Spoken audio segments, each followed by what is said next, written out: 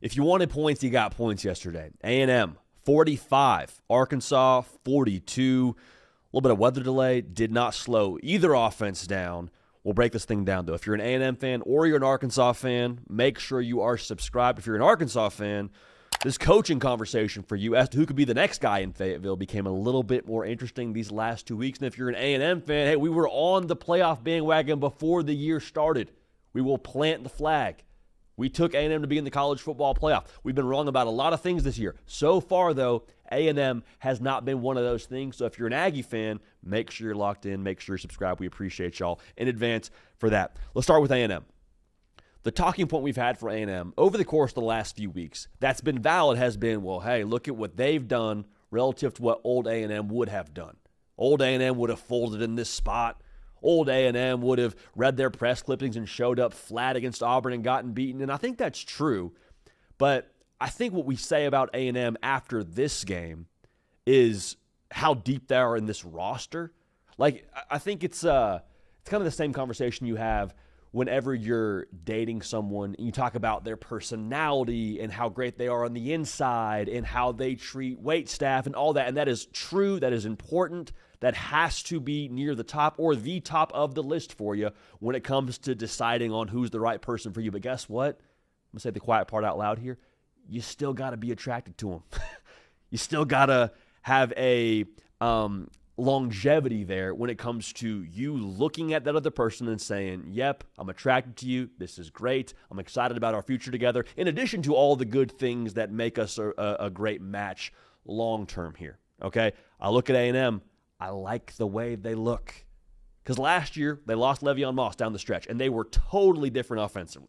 Totally different. I mean, Marcel Reed was still a little bit green in his maturation. They had Noah Thomas in the perimeter, who's a good receiver, but it's a very, very unsustainable situation there for A&M. Didn't love the way they looked last year when they lost Le'Veon Moss. This year, your heart breaks for the guy. You hope he gets back as soon as possible, but no Le'Veon Moss, and A&M still looks the part. Yes, the personality's there. Yes, all the things that matter more than how a person looks are there for A&M. But honestly, the way they were able to not miss a beat offensively, to score 45, and Arkansas is not a world beater on defense, not the 85 Bears, but Marcel Reed stepped up. He was dealing the ball, right? 23 completions. It was great with his legs, throwing it all over the yard. Craver steps up. Concepcion steps up. Ruben Owen steps up, carrying the load. Like, overall, the offense in general is much more deep than what they were a year ago from a playmaker perspective. It hurts not having Le'Veon Moss, but it was good enough yesterday to score 45 and not miss a beat and go win a football game on the offensive side. It wasn't like the defense held it down yesterday. We'll talk about them in a second. But the offense, to carry the load the way they did, speaks volumes to the roster they have and the work they've done both through the portal and at the recruiting level to be able to sustain the loss of a Le'Veon Moss and to still play that well.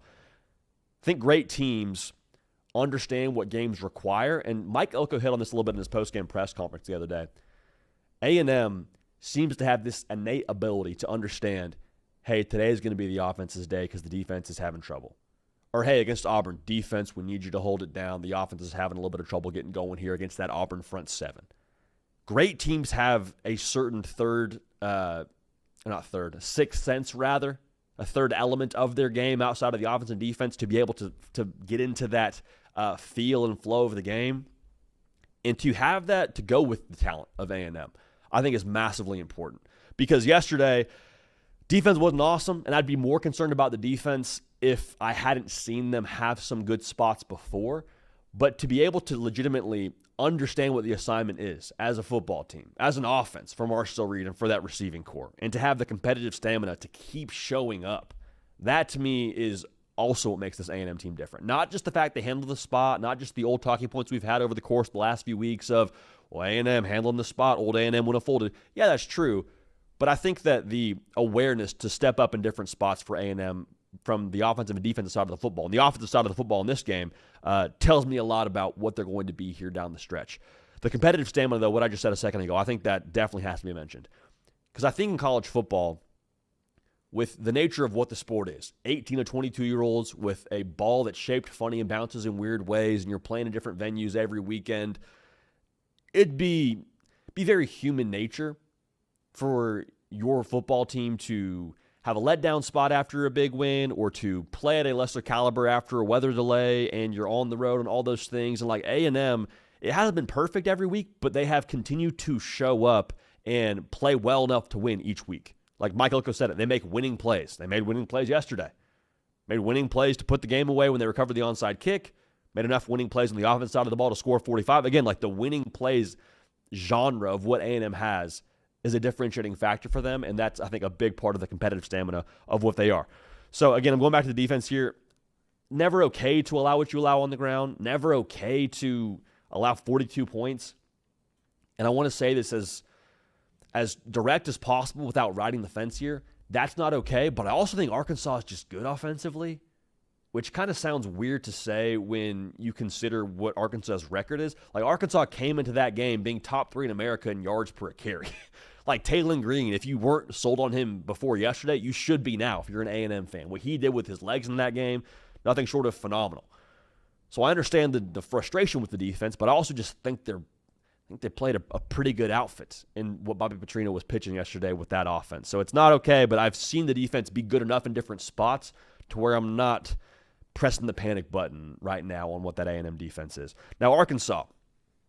The conversation that's interesting with Arkansas after yesterday to me is, where are you at when it comes to deciding who your next head coach is? Because I think there's two thoughts that you can have around Bobby Petrino. One thought is, well, hey, listen, it is a bottom-line business, and I look at what Arkansas has to do the rest of the way to make a bowl game. You got to go 4-1 in this stretch now, being 2-5. Auburn, Mississippi State, at LSU, at Texas, Missouri. As it stands right now, 3 of those games will be against ranked opponents. What Arkansas has done to this point, only winning 2 games, does not suggest they will go 4-1 in that stretch. So you say you're not making a bowl game. You got the job early enough, Bobby Petrino, in the course of the season to where we could kind of write your name in pencil next to what this Arkansas football team is as an identity. Not good enough. Sorry, we expect more. We appreciate you. We're going to go hire somebody else. Bottom line business. That's one thought. The other thought is, well, hey, listen, Tennessee's pretty good. A&M's really good. We played both those teams to 3 points. I'm just saying, letting that sit in here for a second. If you're, checking your volume on your YouTube, I understand, but just like I'm letting that sizzle for a second. Both those teams, Arkansas, 2-win Arkansas, played them to 3 points. So the thought there is, well, this is Bobby Petrino's interim year. What could he be if he got a full offseason? What could he be if he had a full portal class behind him and he got more of his guys in? What could he be? Because I understand the thought is, well, yeah, they play for him, but they also played for the last guy and the results are the results. Or you say, we're kind of on the doorstep here with Bobby Petrino. Maybe he's the guy to elevate us. And I understand that thought. I get that thought. What it comes down to for me, when you discuss either side of this, whether you think Bobby Petrino is the right guy or whether you think he's the wrong guy, it comes down to me of how likely are you to get James Franklin? Which is funny to say right now. Didn't think I'd say that before this whole college football season got started, but here we are. James Franklin is as sure a thing I feel like as there is on the coaching market right now. Now, will more names become available? Potentially. Does he get Arkansas the way that Bobby Petrino gets Arkansas? It's hard to say yes to that answer. But I think the guy's resume is irrefutable. I mean, all he did at Penn State was win 10 games every year. And at a certain point, you say, we got to do more than win 10 games. And I get that. But you win 10 games every year at Arkansas. It's different doing that than doing that at Penn State where you're playing some lesser competition, running through the gauntlet of what the SEC is. I get that. But, I mean, you win 10 games at Arkansas, I think you take that in a heartbeat.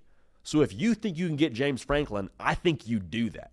But if you can't, and James Franklin's going to go take a different job, more power to him, we'll roll with the guy that's got us pretty close here in his interim year, and Bobby Petrino, and a guy who has won here and who gets this place and all that, will get behind him. So the good news is, if you're Arkansas, I think you're down to 2 candidates.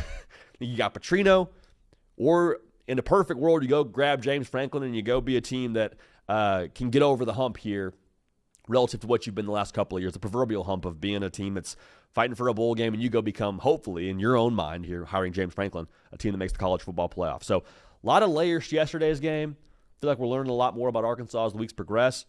Definitely learning more about A&M as weeks progress. But I was impressed by the way they responded with no Le'Veon Moss. Impressed by the competitive stamina. And A&M, once again, I'll say it, think they're a college football playoff team. We said it before the year. I'll say it again. And that continues to be the case week in and week out with how they've looked on Saturdays. Make sure you're locked right here. The best way to be locked is by being subscribed. Cato on the ones and twos, myself, JD PicKell. We appreciate y'all. We love y'all. We will keep this party rolling, and we will see y'all next time.